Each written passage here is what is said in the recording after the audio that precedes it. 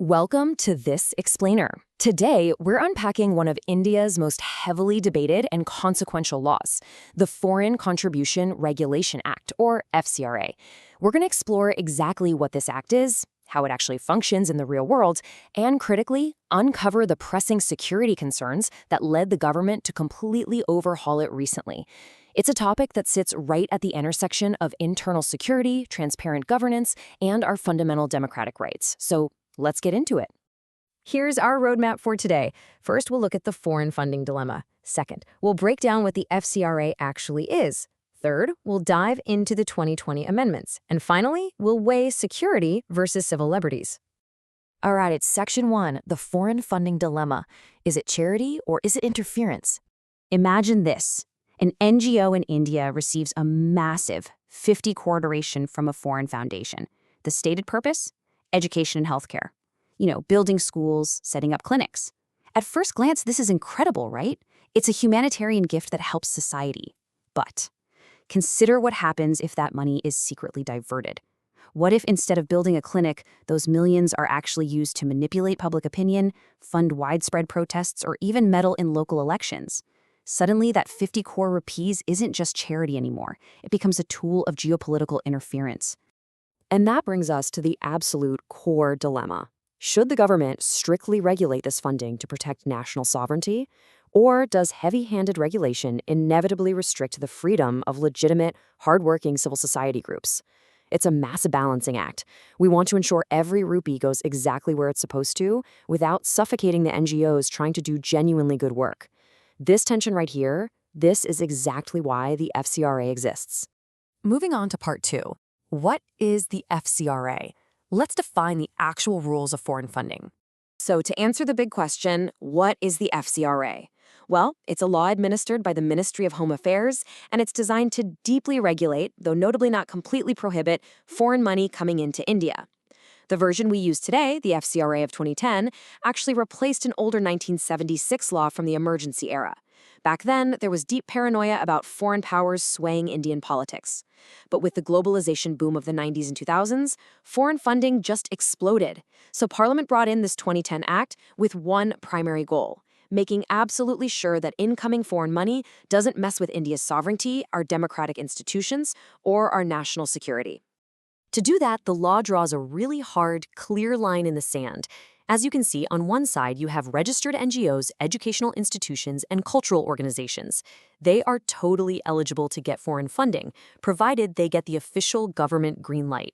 But look at the right side. Anyone directly involved in running the country or shaping public discourse, so politicians, judges, government servants, and journalists, they are strictly prohibited from taking a single rupee of foreign contribution. And the logic is pretty straightforward. You simply cannot have foreign money dictating domestic governance or the daily news cycle. Now, even if you are on the eligible list, it's not like you just get a blank check. Organizations carry a massive burden of compliance. You have to receive the funds in a designated FCRA bank account, you have to maintain incredibly detailed auditable accounts, and file meticulous annual returns. And this is the real kicker. You must utilize the funds solely for their approved objectives. So if the government cleared the money for rural agriculture, you absolutely cannot spend it on urban legal advocacy. The paper trail literally has to be flawless, otherwise you risk losing your license entirely. Okay, let's move to Section 3, the 2020 amendments. This was a pivotal moment where the government really tightened the reins. So what was the requirement to amend this law so heavily in 2020? Well, the government was dealing with serious blind spots. Authorities found that funds were allegedly being diverted, and money was being passed down complex chains of smaller NGOs until the trail just went completely cold. To fix this national security headache, Parliament rolled out 3 huge compliance steps. Number 1, all foreign funds have to land in one specific branch of the State Bank of India in New Delhi. This allows for centralized monitoring. Number 2, key NGO officials now have to provide their Aadhaar for strict background verification. And number 3, this is a big one. You can no longer transfer or subgrant those foreign funds to any other FCRA-registered NGO. Whoever gets the money is exactly who has to spend it. They also completely changed the financial math. The government drastically slashed the cap for administrative expenses from 50% all the way down to just 20%. Think about that. Previously, an NGO could use half its foreign funding just to keep the lights on: executive salaries, office rent, travel. Now, that's capped at a strict 20%. The goal here is obvious. Force the vast majority of the money, at least 80%, directly into the ground-level charitable projects it was actually meant for. It maximizes direct impact, for sure, but it definitely squeezes an NGO's ability to hire specialized staff or expand their operations. And the tightening didn't stop there.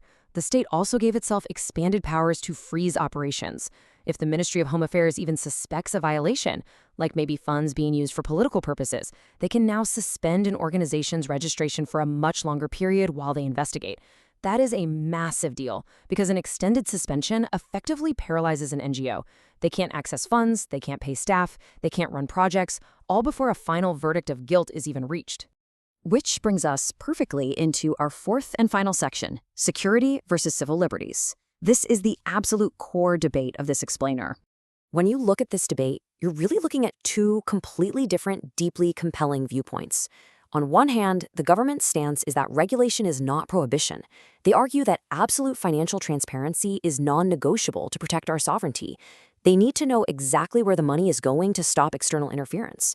On the flip side, critics and civil society advocates argue these new rules are just way too burdensome. Imagine you're a tiny grassroots NGO in a remote village, and now you have to manage a bank account in New Delhi, and you can't rely on larger umbrella groups for subgrants. Critics say this red tape inadvertently starves out smaller organizations and completely stifles legitimate humanitarian work.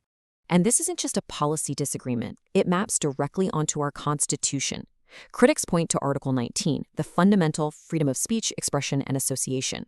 They also highlight Article 21, arguing that a financially stable civil society is the absolute bedrock of a healthy democracy, and suffocating NGOs hurts democratic expression. But the government leans right back on Articles 19.2 and 19.4. These clauses explicitly allow for reasonable restrictions on those freedoms if it's in the interest of India's sovereignty and public order. The state's argument is basically, without national security, those democratic freedoms can't safely exist in the first place. So as we wrap up, I want to leave you with this final profound question. How can a democracy perfectly balance the freedom of association with the absolute need for national security? The FCRA is clearly so much more than just banking rules and compliance checklists. It's India's ongoing, complex attempt to encourage vital charity without leaving our doors wide open to unchecked foreign interference. How we balance that scale is going to shape the future of civil society for decades. Thanks so much for joining me on this explainer today. Keep questioning, keep learning, and I'll see you next time.